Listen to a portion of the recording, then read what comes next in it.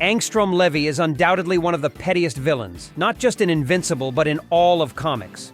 Although he originally had noble intentions, an accident that forever disfigured him led to a life dedicated to revenge, targeting Invincible, whom he blamed for the accident.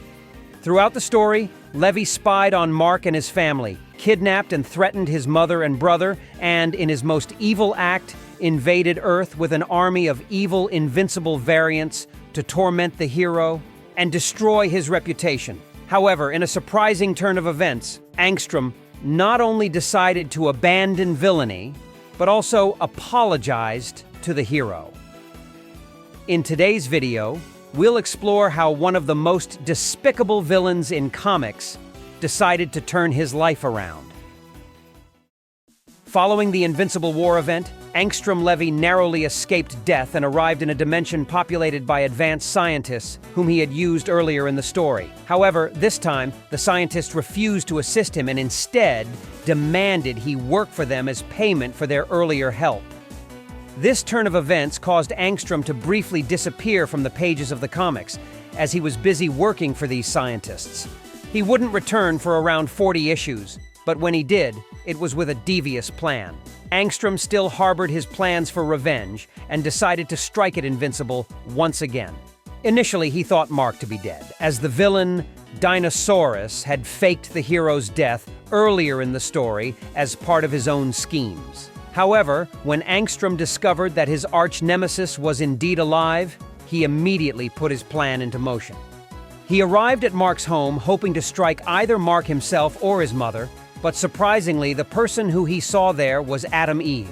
Since Debbie had moved to live with Omni-Man on his moon base, Eve and Mark had moved into a vacant house earlier in the story. Angstrom immediately attacked Eve, choking her using his flying gadgets. When Eve begged for mercy, Angstrom labeled her as weak, assuming she didn't possess any superpower since she didn't fight back. In reality, Eve wasn't using her abilities due to her pregnancy, as using her powers depleted her energy and could harm the baby.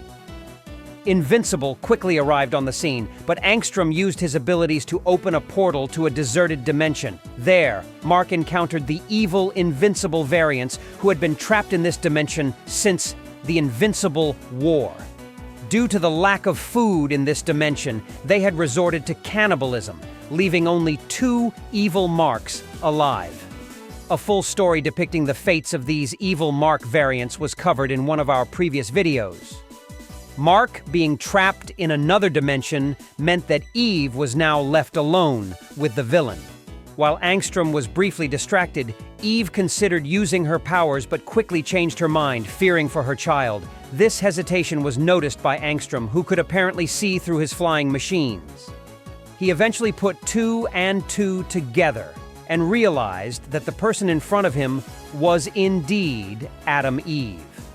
He pointed out that in other dimensions, Eve is a powerful and active superhero, but here, she didn't even fight back. He then deduced that Eve was pregnant. Angstrom explained that Eve and Mark are intertwined in the multiverse, and in some universes, Mark turns evil because Eve is either hurt or killed, causing the hero to snap. In one instance, according to Levy, a more powerful version of the Lizard League attacked Eve while she was pregnant. However, Eve didn't use her powers, fearing for her child, leading to both of their deaths. The villain remarked that Eve is quite vulnerable at the moment, but assured her that she is safe until Mark returns, as he wants to kill her in front of him to torment the hero. Knowing that she couldn't fight the villain, Eve attempted to talk some sense into him. She reminded Angstrom about the accident that disfigured him, emphasizing that Mark didn't actually cause the explosion. The villain, however, refused to listen, saying that even if Eve was telling the truth, Mark was still guilty, since his interference caused the sequence of events that led to Angstrom's disfigurement. Eve tried to reason with Levy again, saying that Angstrom possessed memories of all his variants, suggesting that some of his memories regarding Mark might have been mixed up. She then brought up that Angstrom had killed her boyfriend. At first, Levy thought she was talking about Mark, but she actually meant Rex Splode, who died during the Invincible War. Although Rex was a flawed person, Eve still loved him and now would never be able to talk to him again because of what Angstrom did. Eve continued, stating that unlike him, she never succumbed to revenge. She didn't dedicate her life to finding and killing Angstrom. Instead, she used the loss of Rex as an important lesson and grew as a person. She explained that she and Mark would live a happy life, a reward for not focusing on revenge. If Angstrom had done the same and focused on his original noble goal instead of hunting down Mark, he would have achieved his goal and improved not only his life, but the lives of many others. This conversation surprisingly impacted Levy, leading him to bring Mark back to his home dimension, as well as the last remaining evil Mark variant, dubbed by fans as Mohawk Mark.